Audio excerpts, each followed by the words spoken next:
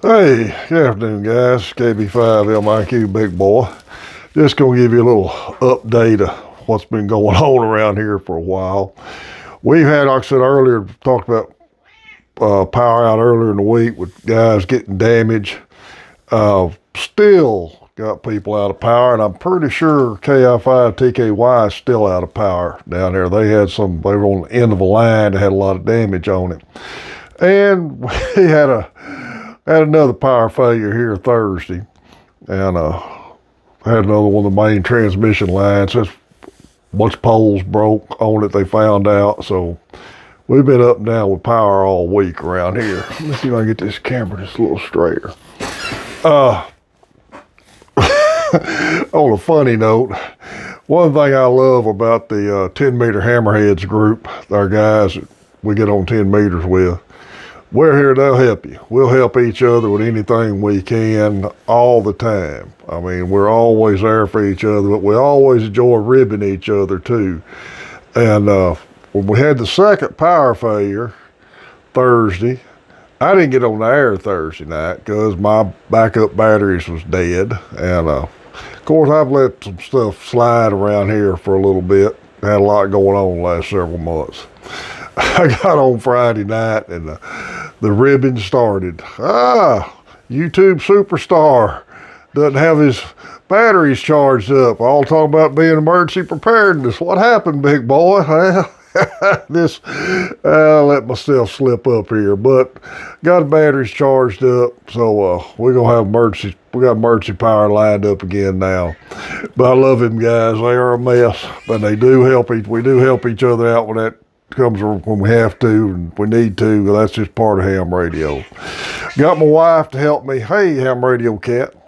Got my wife to help me yesterday evening. Between the ground had kind of dried up since the heavy rains Tuesday a little bit, and I went ahead and concreted my poles yesterday for my Buckmaster. So maybe by the end of the week, next week, I'll have it back in the air.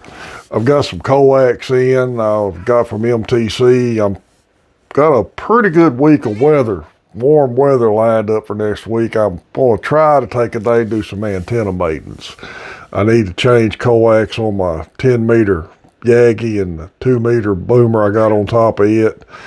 And I need to just put some different coax on this 2-meter vertical. So got a little stuff lined out ahead of time. Got my emergency power lined back up, so we're good to go.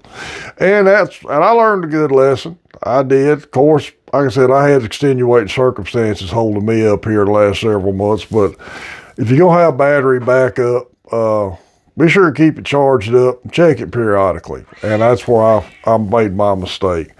I had Ken to give me one of his old batteries off a zero-turn electric lawnmower that I kept charged up for a good while, but after Dad got down back in the summer, I didn't keep it charged. I think it's probably dead, but I've got a couple other backups there I'm working with.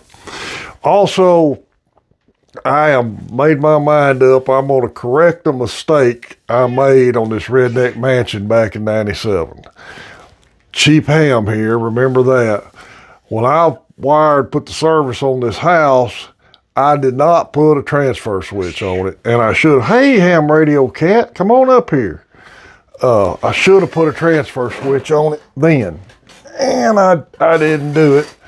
And anybody that's an electrician will tell you it's extremely hard to add one after the service is in place. I'm looked at mine. I'm gonna get the Bowie Cass out here one day. It'll be another couple of weeks after they get kind of caught up with all the outages and talked to the linemen about it and see what they think is the easiest way to do it. I know they used to sell a ring that was an automatic transfer that you put in under the meter at Bowie Cash used to sell, and had a generator hookup where it would automatically drop out to the generator side when the power failure went on. If they still offer that, that'd be the cheapest in the long run. I'm going to put one of them on, because I'm not a guy that I don't have to have immediate power when the power goes out. I grew up out here with power outages, and like I said, my power's out 4 or 5 hours before I hook generators up, just to let the refrigerator set, because I don't want to drag all that mess out if it's only going to be a short power failure. So I'm not really big on an automatic transfer switch, and I'm certainly not going to spend the money to have a $14,000 standby generator out there, because I'm just not going to spend that kind of money on it. But I am going to get where I can hook up easier to the house, and I am working on that this year.